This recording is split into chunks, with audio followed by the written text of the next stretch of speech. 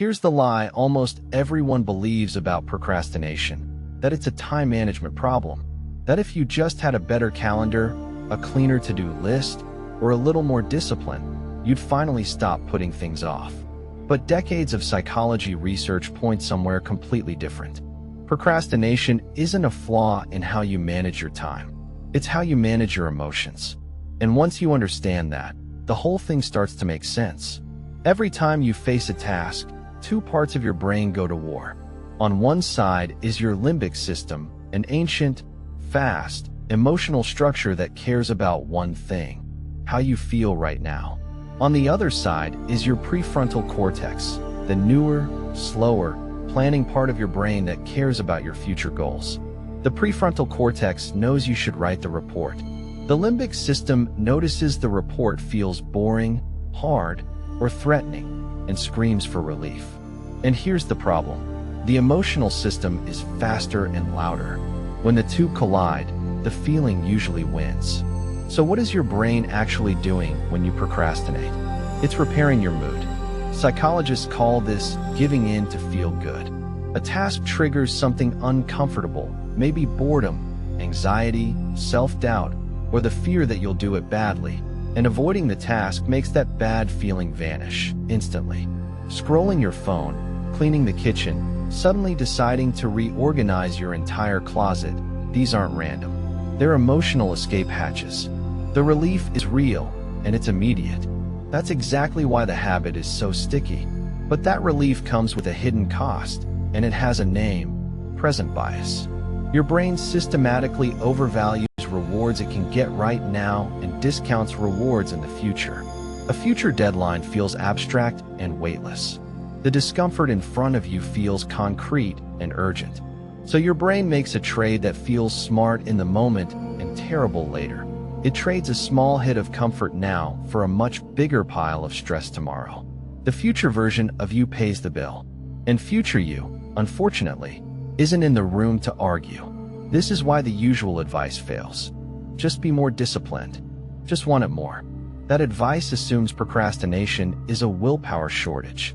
But if procrastination is really about escaping a bad feeling, then telling yourself to muscle through often makes the feeling worse. You pile guilt and shame on top of the original discomfort, which makes the task feel even more threatening, which makes you want to escape it even more. It becomes a loop. The harder you beat yourself up, the more you avoid. Self-criticism is gasoline, not water. Now here's a finding that surprises almost everyone. Researchers studying students found that the ones who forgave themselves for procrastinating on a first exam were less likely to procrastinate on the next one. Let that sink in.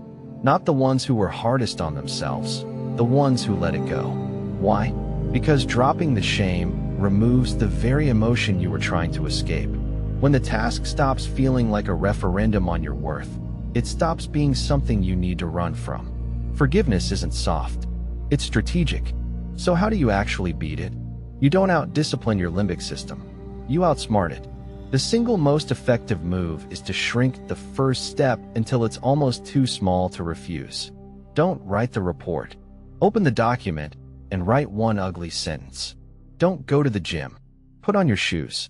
This works because most of the dread lies at the starting line, not in the task itself. Once you begin, the discomfort you were avoiding usually shrinks, and momentum quietly takes over. Action, it turns out, comes before motivation, not after it.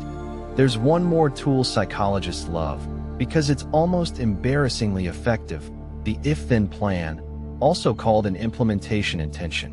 Instead of a vague hope like, "I'll do it later," you decide in advance exactly when and where. If it's 9 a.m. and I've finished my coffee, then I'll write for 15 minutes. You're not relying on willpower in the heat of the moment, because you've already made the decision when you were calm. You're basically leaving instructions for your future self at the exact moment that self is most tempted to bail. So the next time you catch yourself putting something off, try this reframe. Don't ask, "What's wrong with me?" Ask, "What feeling am I trying to avoid right now?" Name it.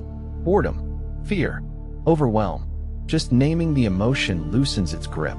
Then shrink the task to something almost laughably small, and begin. Procrastination was never really about laziness or time.